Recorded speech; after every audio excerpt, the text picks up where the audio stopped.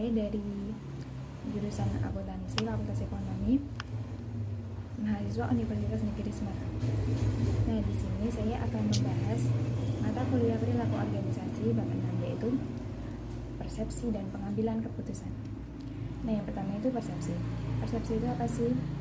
Persepsi yaitu sebuah proses individu mengorganisasikan dan menginterpretasikan kesan sensoris untuk memberikan pengertian pada lingkungannya. Nah, faktor yang mempengaruhi persepsi itu yang pertama penilai. Faktor-faktor penilai itu ada sikap, motif, minat, pengalaman, serta ekspektasi. Nah, yang kedua situasi. Faktor-faktor situasi itu ada waktu, latar sosial, serta latar kerja.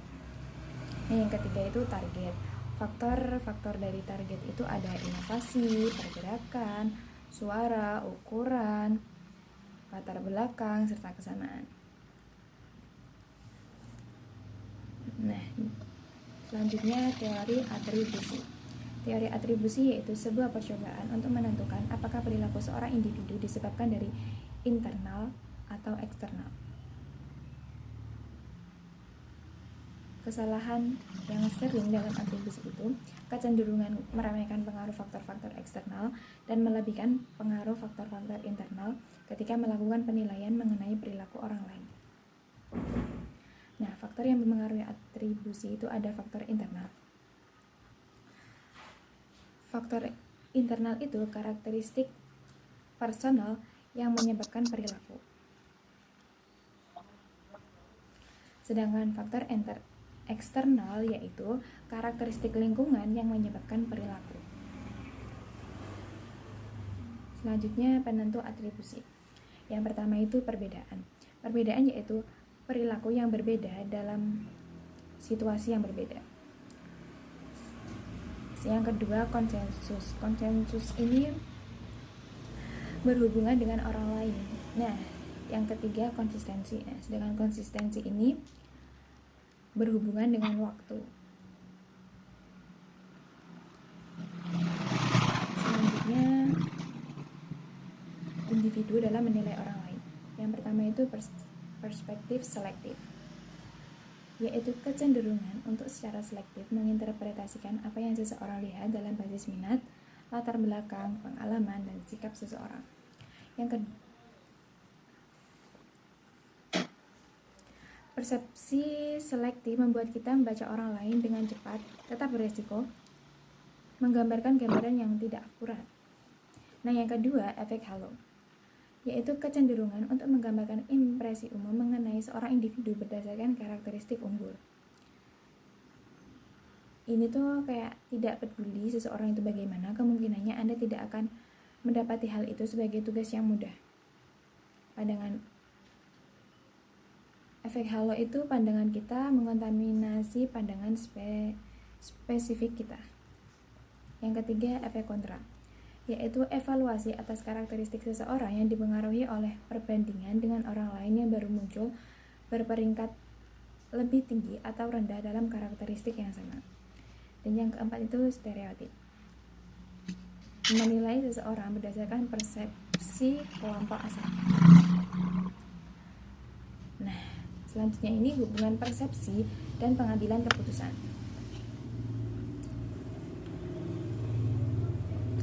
Organisasi telah mulai memberdayakan pekerja non-materialnya dengan otoritas pengambilan keputusan yang sejarahnya dikhususkan bagi manajer saja. Oleh karena itu, pengambilan keputusan individu merupakan bagian penting dari perilaku organisasi. Tetapi cara individu mengambil keputusan dan kualitas pilihannya sangat dipengaruhi oleh persepsi mereka. Nah, yang kedua yaitu pengambilan keputusan. Pengambilan keputusan ini yaitu suatu reaksi terhadap masalah. Nah, masalah sendiri merupakan sebuah perbedaan antara situasi sekarang dengan yang diinginkan. Nah, proses pengambilan keputusan itu ada 3. Yang pertama rasional, yang kedua rasionalitas terbatas, dan yang ketiga intuitif. Nah, berikut akan saya jelaskan. Yang pertama, pengambilan keputusan rasional, yaitu model pengambilan keputusan yang menggambarkan bagaimana para individu hendaknya berperilaku untuk memaksimalkan hasil. Langkah-langkah pengambilan keputusan rasional itu yang pertama, tetapkan masalah. Selanjutnya, identifikasi kriteria keputusan, lalu alokasikan bobot pada kriteria, kembangkan alternatif, selanjutnya evaluasi alternatif tadi, lalu pilihlah alternatif yang terbaik. Nah, selanjutnya pengambilan keputusan rasionalitas terbatas, yaitu sebuah proses pengambilan keputusan dengan membangun model yang disederhanakan yang mengeluarkan fitur-fitur esensial dari masalah tanpa mengangkat semua kompleksitasnya. Yang ketiga, pengambilan keputusan intuitif, yaitu sebuah proses tanpa sadar yang diciptakan dari pengalaman yang diperoleh.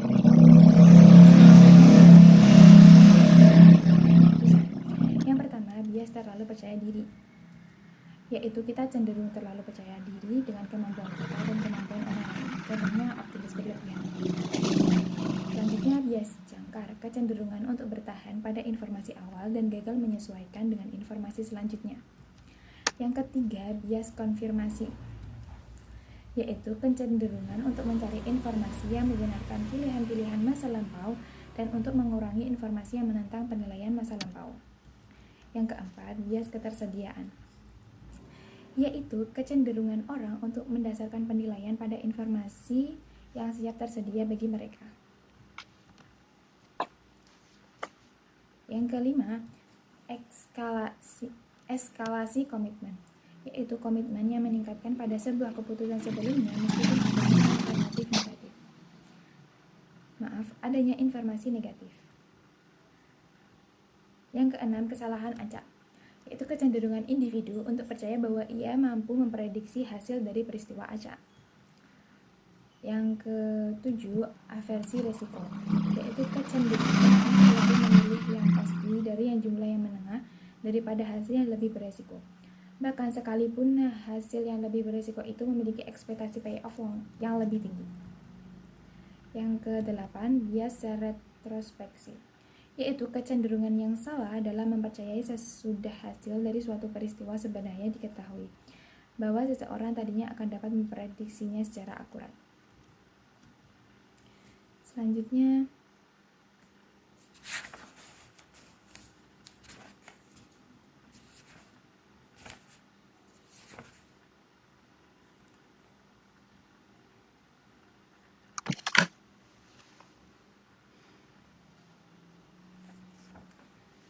bagaimana perbedaan individu dalam mempengaruhi pengambilan keputusan, yaitu yang pertama kepribadian, yang kedua jenis kelamin, yang ketiga kemampuan mental, yang keempat perbedaan budaya. Nah, selanjutnya batasan organisasi ini dalam mempengaruhi pengambilan keputusan. Yang pertama, evaluasi kerja, sistem imbalan, peraturan bahwa batasan waktu akibat sistem. Nah, selanjutnya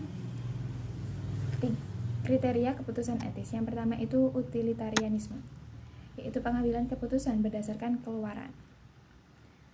Nah, utilitarianisme ini memberikan kebaikan yang besar untuk jumlah yang besar. Utilitarianisme ini konsisten dengan tujuan seperti efisiensi, produktivitas, dan laba yang tinggi. Nah, yang kedua, menekankan pada hak, yaitu membuat keputusan konsisten dengan kebebasan dan hak-hak fundamental. Contohnya seperti Nah, yang kedua itu menghormati dan melindungi hak individu. Selanjutnya, menekankan pada keadilan. Keputusan etis ini menekankan pada keadilan, yaitu mengenakan dan memperkuat aturan-aturan secara adil dan netral untuk memastikan yang merata atas manfaat dan biaya. Nah, yang terakhir ini kreativitas. Kreativitas yaitu kemampuan untuk menghasilkan ide-ide inovatif dan berguna. Nah, kreativitas ini ada 3 komponen. Yang pertama, sebab perilaku, yang kedua, perilaku kreatif, dan yang ketiga, hasil kreatif atau inovatif. Nah, penyebab perilaku itu ada 2. Yang pertama, potensi kreatif, yaitu semakin banyak karakteristik yang kita miliki, maka semakin tinggi potensi kreatif kita. Nah, yang kedua yaitu lingkungan kreatif. kita perlu dalam lingkungan agar potensi kreatif kita itu dapat direalisasikan. Nah, di dalam perilaku kreatif ini ada formula masalah, yaitu identifikasi masalah atau peluang yang membutuhkan solusi yang belum diketahui. Yang kedua, pengumpulan informasi, yaitu solusi yang mungkin atas masalah diinkubasikan dalam pikiran individu. Yang ketiga, pemunculan ide-ide, mengembangkan solusi atas masalah dari informasi dan pengetahuan yang relevan. Yang keempat, evaluasi ide, evaluasi solusi potensial untuk mengidentifikasi yang terbaik. Nah, yang terakhir, hasil kreatif atau inovatif, yaitu ide atau solusi yang dinilai baru dan berguna oleh pemangku kepentingan yang relevan. Nah, sekian dari saya, hanya itu yang bisa saya sampaikan. Apabila ada kesalahan kata, mohon dimaafkan. Wassalamualaikum warahmatullahi wabarakatuh.